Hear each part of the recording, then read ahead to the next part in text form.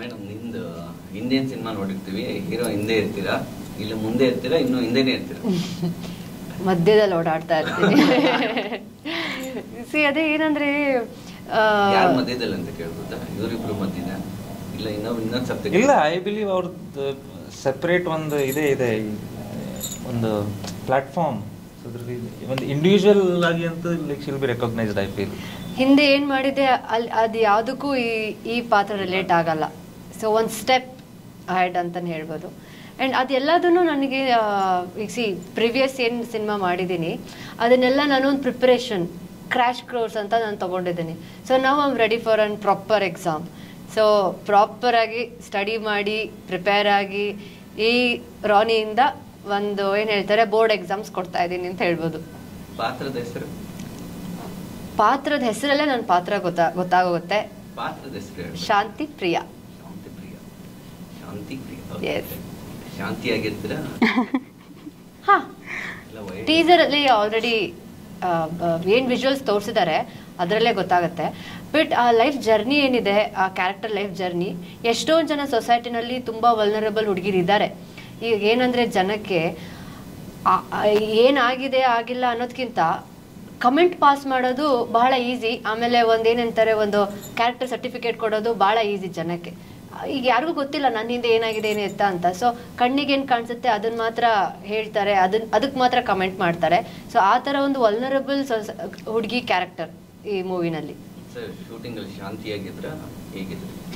He is my best friend. Obviously ಇವ್ರ ಬಗ್ಗೆ ಏನು ಇಷ್ಟ ಆಗುತ್ತೆ ಅಂದರೆ ಶಿ ಇಸ್ ಪ್ರೊಫೆಷ್ನಲ್. ಲೈಕ್ ಒಂದು ಬೌಂಡ್ರಿ ಇದೆ. ಸೊ ಏನಿದ್ರು ಆ ಬೌಂಡ್ರಿ ಒಳಗಡೆನೆ ನಂದೇ ವೃತ್ತ ಅಂತ. ಹಾಂ, ಅಂದರೆ that is very necessity. Like ಹುಡುಗಿಯರಿಗೆ ಅದು ಬೇಕೇ ಬೇಕು. ಅಂದರೆ ಕೆಲವು ಸರಿ ಏನಾಗುತ್ತೆ ಅಂದರೆ just because you want to be friendly ಅದನ್ನು ಬೇರೆ ಥರ ಮಿಸ್ಅಂಡರ್ಸ್ಟ್ಯಾಂಡ್ ಮಾಡ್ಕೊಳ್ಳೋ ಸಾಧ್ಯತೆನೂ ಅಷ್ಟೇ ಇರುತ್ತೆ. And they take lenience on that.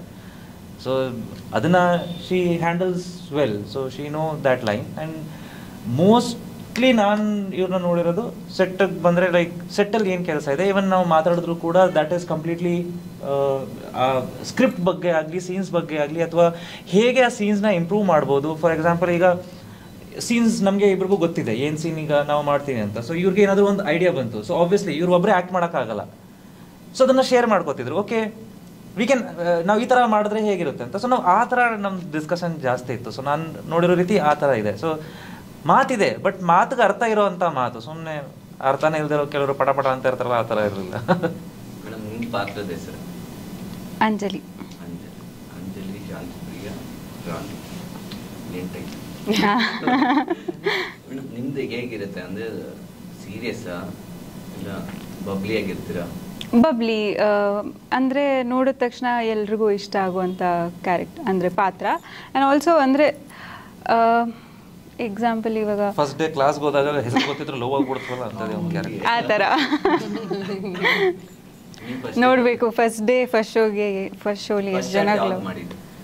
First shot I think gym scene ಮಾಡಿದ್ವಿ, ಬಟ್ ಅದು ಹಾಕಿಲ್ಲ. ಐ ಮೀನ್ ಹಾಂ